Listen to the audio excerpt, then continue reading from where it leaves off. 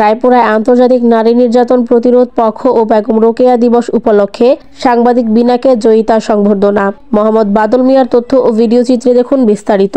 নরসিংদীর রায়পুরায় আন্তর্জাতিক নারী নির্যাতন প্রতিরোধ পক্ষ ও বেগম রোকেয়া দিবস 2024 উদযাপন উপলক্ষে জয়িতা অন্বেষণে বাংলাদেশ কার্যক্রমের আওতায় জয়িতাদের সংবর্ধনার আয়োজন করেছে উপজেলা মহিলা বিষয়ক কার্যালয়।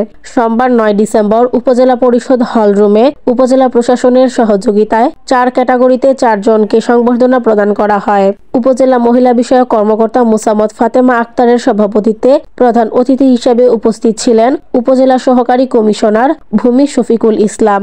এই সময় বক্তব্য রাখেন উপজেলা হিসাবরক্ষক কর্মকর্তা জাহাঙ্গীর হোসেন, রায়পুরা প্রেস ক্লাবের সাবেক সভাপতি মোহাম্মদ মোস্তফা খান, রায়পুরা সাংবাদিক ফোরামের সভাপতি মেহেদী হাসান রিপন, উপজেলা রিপোর্টার্স ক্লাবের উপদেষ্টা বশির আহমেদ মোল্লা, সভাপতি তৌফিকুল হক, সাবেক সাধারণ সম্পাদক অজয় সাহা প্রমুখ।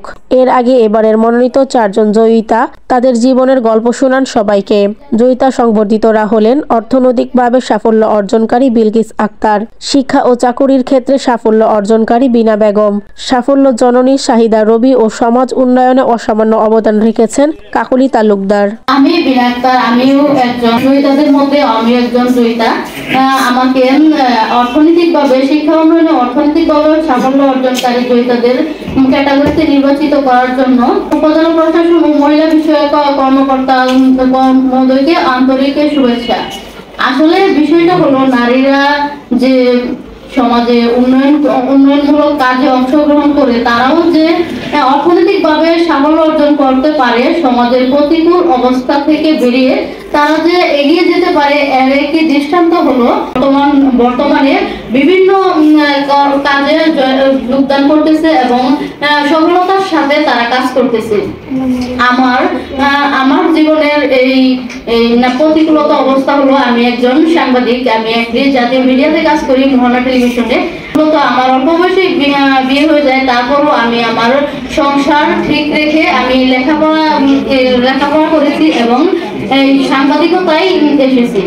সাংবাদিকতায় আসাটা কিন্তু আমার পক্ষে মোটেও ভালো ছিল না এবং অনেক প্রতিকূলতা পরিহার করে আমি সাংবাদিকতায় আজ এ পর্যন্ত এসেছি এবং অর্থনৈতিকভাবে অনেকটাই আগে থেকে সাফল্য অর্জন করতে পেরেছি। কেননা আমি তো এখন অর্থনৈতিকভাবে আমি এখন সাফল্য অর্জন করতে পেরেছি এবং আমাকে তো এখন হাজবেন্ডের টাকা দিয়ে আমাকে চলাফেরা করতে হচ্ছে না বা লেখাপড়া করতে হচ্ছে না, বা আমি আমার নিজের ইনকামের টাকা দিয়ে আমি এখন সমাজে ভালো অবস্থানে আছি।